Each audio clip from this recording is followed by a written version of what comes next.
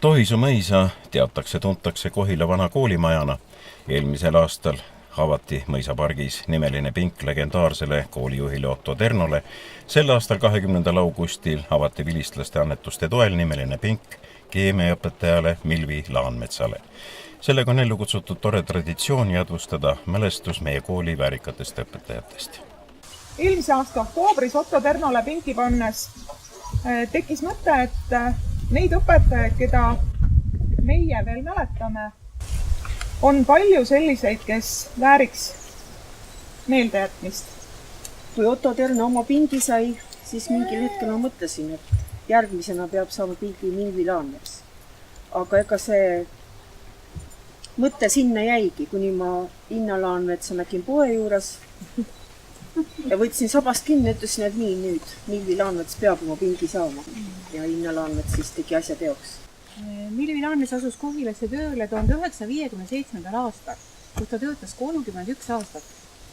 Ja siis võib öelda, et otse tööpostilt läks taevasse pilveliiki. Tema juhatada oli 4 lendu, 7, 13, 19 ja 26 lend. Õpetaja Milvi oli paljudele õpilastele lemmikõpetaja ja väga rõõmsameelne kolleeg. Mäletan, et tema kodus oli väga suur raamatukogu, kus oli sees tempel Laanmets. Tänu temale läksin mina õppima keemiat ülikooli. Tema oli mul eeskujuks ja innustajaks, kes ootas, et ma tuleksin Kohilasse kooli tagasi keemiaõpetajaks.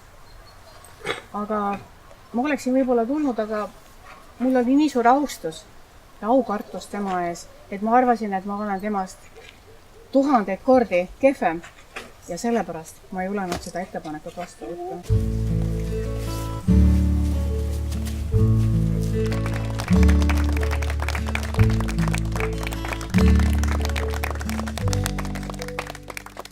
Kui meil oli keemiaeksam, keemias eriti tugev ma ei olnud, aga sellel päeval hommikul me käisime korvpalli mängimas.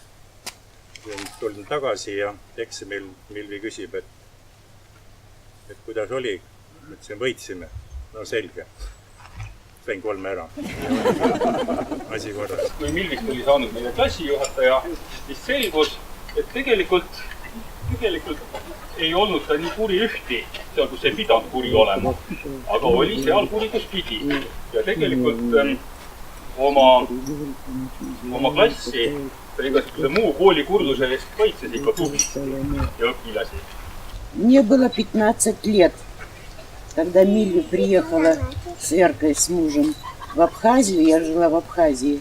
И забрала меня, потому что у нас была очень бедная семья, много-много детей. И она забрала меня сюда в Kohila. 15 лет мне было. И вот я в Таллине училась в школе, здесь жила. Милви была для меня, я не знаю, и маму заменила, и старшая сестра, и подруга моя. И Milvi я любила, люблю и буду любить до конца своей жизни.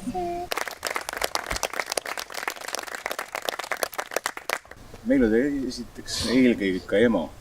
Ja seda mäletan alati sellisena, et kui oli vaja, alati talle meeldis lugeda kogu aeg. Ta luges kogu aeg. Kui tuli, mida oli probleemid, ta pani see raamatu ära. Pööras ja küsis, mis vaja. Mitte seda, et mine, ma lõpetan lugesin. Kullas ära, vahetab ära, siis tegi lahti lugeda. Milvi oli alati daam, tal oli alati küüned maniküüritud, tal olid kenad kostüümid, et ta kehtestas ennast juba oma olemisega. Aga üks tund, kui ta rääkis Marie Curie'st, ja see oli minu jaoks nagu jäi meelde. See, kuidas ta rääkis sellest kuulsast Poola teadlasest, naisest, kuidas ta oma ajastus pidi ennast kehtestama. Ja see, kuidas Milvi sellest rääkis, see oli nii inspireeriv. Mul oli õnn olla tal nagu natukene võib-olla ülekeskmise soosingus, kuna ma käisin õpilaste teadusliku ühingu keemiasektsiooni tööst võtsin osa, eks ole. ja siis ma olin seal tema kabinetis üsna sage külaline. Noh, muidugi nüüd on kõik kuriteod juba aegunud, peab tunnistama, et eks me natuke kasutasime seda ka ära, aga noh, nagu ma nüüd aru saan, siis eks ta teadis, et me kasutame seda ära teistpidi, nii et noh, et kui oli vaja bioloogiaõpetaja, siinkohal tervitame Edith Maasikut, tooli alla panemiseks noore bioloogiaõpetaja, tooli alla panemiseks pommi vaja teha, noh, siis oli selge, kust need materjalid tulid, eks ole, et ikka õpetaja Laanmetsa kabinetist.